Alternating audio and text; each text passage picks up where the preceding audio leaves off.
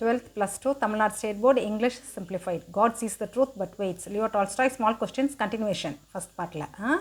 Why didn't Marker disclose that he had killed the merchant? Marker வந்து வெளியிடவே இல்லை. அதாவது இவன் தான் கொலை பண்ணான் அந்த வியாபாரியை அப்படின்னு சொல்லிட்டு அதை வெளிப்படுத்தவே இல்லை. ஏன் அப்படின்னு கேட்குறாங்க. Marker did not disclose that he had killed the merchant. அந்த வியாபாரியை தான் கொலை பண்ணோம் அப்படின்னு சொல்லிட்டு அவன் வெளிப்படுத்தவே இல்லை. Because he feared he would be flagged. அதாவது அவன் பயந்துட்டான், நம்ம அவனை சவுக்கால் அடிச்சிருவாங்க, அடிச்சே கொண்டுருவாங்க அப்படின்னு. அண்ட் பனிஷ்டு சிவியர்லி, இன்னும் பயங்கரமாக பனிஷ் பண்ணப்பட்டுருவான். ரொம்ப பெரிய தண்டனைக்கு உள்ளாக்கப்பட்டுருவான். ஏன்னா கொலை பண்ணதும் இல்லாமல் இன்னொருத்தன் மேலே பழிய வேற போட்டு விட்ருக்கான்ல, இன்னொருத்தனை குற்றவாளி ஆக்கி விட்டான்ல அப்படிங்கும்போது ரொம்ப சிவியரான பனிஷ்மெண்ட் கிடைக்கும் அப்படின்னு பயந்துட்டான். And also his stubborn attitude in not admitting his guilt. அவனோட குற்றத்தை ஒத்துக்கக்கூடாதுங்கிறதுல ரொம்ப உறுதியாக இருந்திருந்திருக்கான். அவனோட நோக்கம் வந்து அது வெளிப்படுத்தவே கூடாது, ரொம்ப கான்ஃபிடெண்ட்டாக இருந்திருக்கான். ரொம்ப உறுதியாக தான் குற்றவாளின்றதை வெளிப்படுத்திடக்கூடாது அப்படின்னு சொல்லிட்டு ரொம்ப தீவிரமாக உள்ளுக்குள்ளேயே மனசுக்குள்ளேயே வச்சுருந்துருக்கான், வெளியிடாமல்.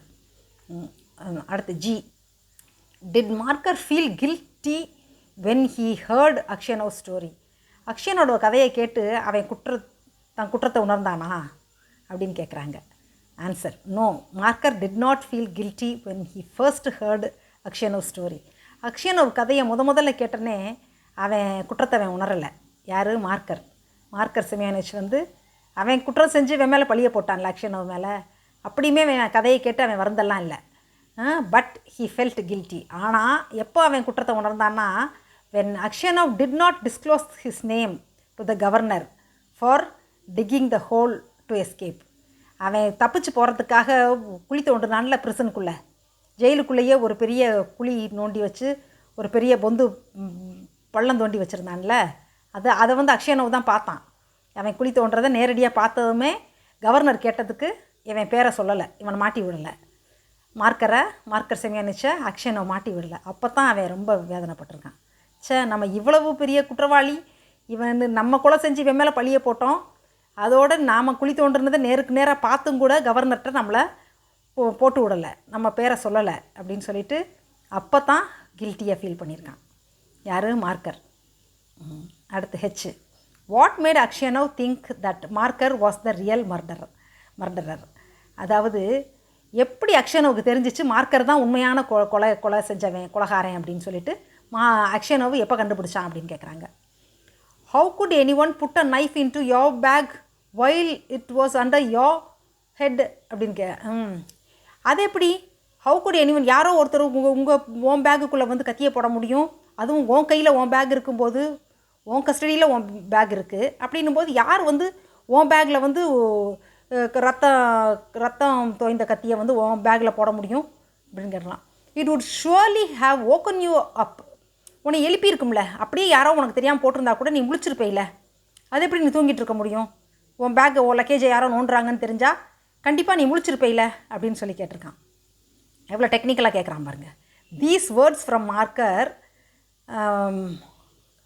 Mat Aksionov realise that Marker was the real murder. இந்த வார்த்தையில் தான் தெரிஞ்சிருச்சு, ஆஹா இப்படி பேசுகிறான் இவன். அப்போ தான் அவனுக்கு புரிஞ்சிருச்சு இவன் தான் கொலைகாரன், அதை உள்ளே போட்டிருக்கான். அதாவது தான் தப்பிக்கிறதுக்கு எவ்வளோ தெளிவாக குற்றத்தை அவன் மேலேயே சுமத்துறான் பாரு. அது எப்படி உன் கையில் இருக்கிற உன் பேக்கில் எப்படி இன்னொருத்தர் வந்து கத்தியை போட முடியும், அப்படியே போட்டாலும் நீ எப்படி முழிக்காமல் இருந்த அப்படின்னு சொல்லி எவ்வளோ டெக்னிக்கலாக குற்றத்தை அவன் மேலேயே திருப்பி கேட்குறான் பாருங்க. அப்போ தான் அக்ஷயனோவுக்கு புரிஞ்சிருச்சு, ஆஹா இவன் தான் கொலைகாரன், கத்தியை கொண்டு வந்து இவன் தான் போட்டிருக்கான் நம்ம பேக்கில் அப்படின்னு. அடுத்து I. What was Aksionov's realisation by the end of the story? இந்த கதையோட முடிவில் அக்ஷயனோட ரியலைசேஷன், அவன் என்ன உணர்ந்தான், கடைசியில் அவனோட உணர்வு எப்படி இருந்துச்சு அப்படின்னு கேட்குறாங்க. அக்கார்டிங் டு லியோ டால்ஸ்டாய் எவ்வளோ பெரிய எழுத்தாளர்னு உங்களுக்கு தெரியும், ரொம்ப ஃபேமஸ் ரைட்டர். அவரோட கதை தான் இது, God sees the truth but waits. Aksionov no longer had any desire to leave the prison.